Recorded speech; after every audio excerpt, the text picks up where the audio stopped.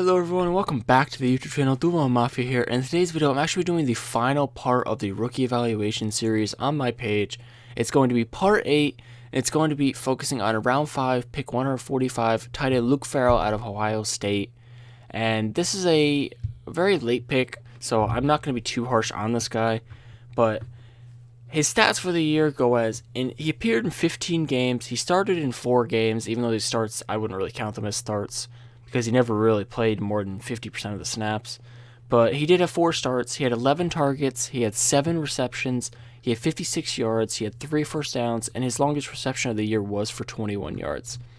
So Luke Farrell to me was honestly one of Urban Meyer's guys. I mean, he was a guy from Ohio State. I believe Urban Meyer did coach him for 1 year. If not, they did just miss each other. But nonetheless, Luke Farrell did go to Ohio State. And obviously Urban Meyer was from Ohio State. And this was one of Urban Meyer's guys, in my opinion. But I actually like what I saw from Luke Farrell this year.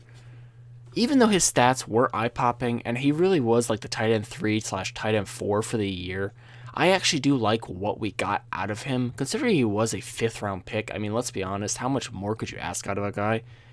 He was a 5th-round pick, and he was a blocking tight end in college. I mean, that was his role, let's be honest. And for this year, he actually was pretty good in blocks. He looked pretty clean at times. I don't really remember him having too many mistakes except for 1 fumble. But of course, fumbles do happen. I mean, Darren Arnold type fumbles. Like, most offensive players do have fumbles at some point, so I'm not going to be too harsh on him for that.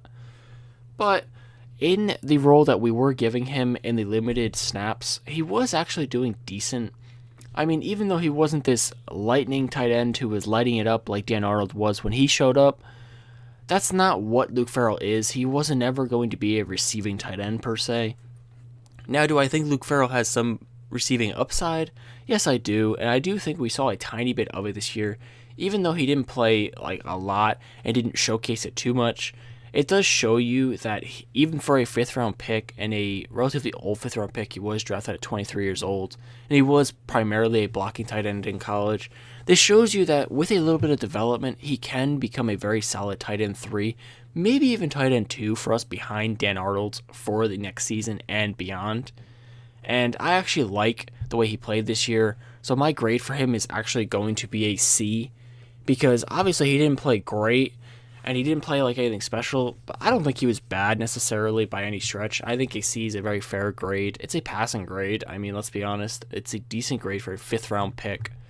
Now, of course, I would have liked to get a little bit more in the passing game out of him, but on the same side of things, he really didn't play too much, if I'm being honest. I mean, he had 1 reception after week 9, which came at week 17, so he obviously wasn't getting too much playing time. And it was kind of weird to me because he was getting more playing time, believe it or not, when Dan Arnold was active. So I feel like the coaching staff with Darrell Bevell and Urban at that point was actually playing him more because it was Urban Meyer wanting to play him, but it also came down to him meshing well with Dan Arnold with a 2 tight end set.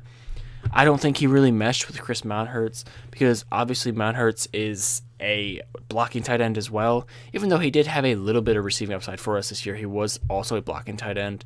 And without Dan Arnold, Luke Farrell wasn't really getting any like open looks. I mean, they didn't have to double Chris Manhertz or even really cover Miss Manhertz with anything more than a linebacker.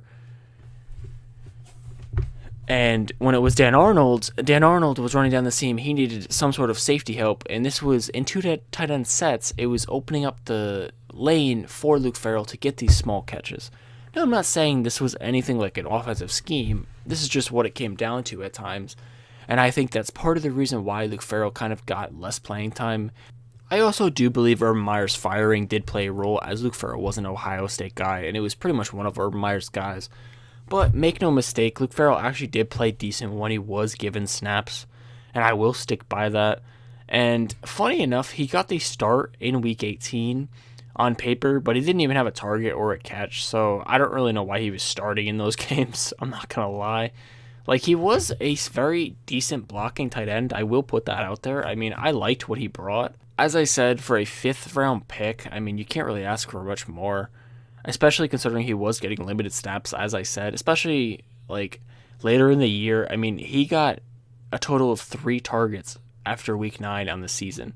Before that, he had, I believe, he had 8 targets. He had 8 targets in 8 weeks. So it's a target a week, which is not a lot, but it's enough for him to get a little bit of production. And for his targets to go down that much, it's kind of insane to me, to be honest, because considering Darnell got hurt, it doesn't really make much sense for him to go the wrong direction. He should have gotten more opportunity, especially considering he was a rookie. But as I said, with Manhurts out there, and even with the other guys out there, he didn't fit because they weren't the receiving threat that Dan Arnold was. And Luke Farrell himself is obviously not a true receiving threat, so they weren't really looking his way or getting worried about him. So, unfortunately, he did have a very underwhelming season statistically, but blocks are not really shown in the stats, so I'm not going to fully grade him off of his stats. And I do like what he was bringing in the run game, specifically blocking. He's a very good run blocking tight end. And I'm actually liking this pick because we have him on a rookie contract, basically, for 4 years, 3 more years after this season. So we basically have 3 more years of a cheap blocking tight end, which, let's be honest, you can always use a blocking tight end in the NFL. Whether it's goal line looks, whether it's 4th and 1s, 3rd and 1s, you can always use a solid, big-bodied blocking tight end. Like, Luke Farrell is 6'5", 260 pounds, and make no mistake, this is a large dude.